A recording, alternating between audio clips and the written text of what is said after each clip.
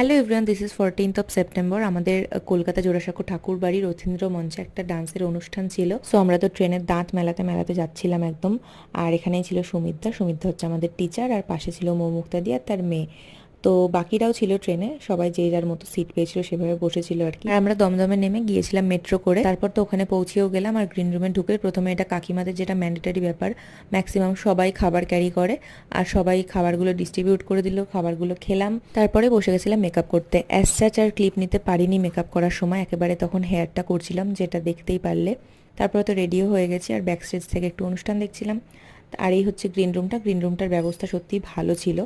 আর তারপরে আমাদের নাম্বার আসলো, আমরা নাচ করলাম। আমাদের শুরুর দিকেই দিয়ে দিয়েছিল, যেহেতু আমরা সেই কলকাতা থেকে রানাঘাট আসবো। আবার সব জায়গায় এত সুন্দর টাইম মেনটেন করে হয় না, বাট ওখানে সত্যিই টাইমটা খুব মেনটেন করেছিলেন ওনারা। অ্যাট লাস্ট ট্রেনে করে আবার বাড়ি ফিরলাম, আর বৃষ্টি নিয়ে গেছি, বৃষ্টি নিয়ে আসলাম। সারাদিন ভিজে ভিজেই কেটে গেল আমাদের।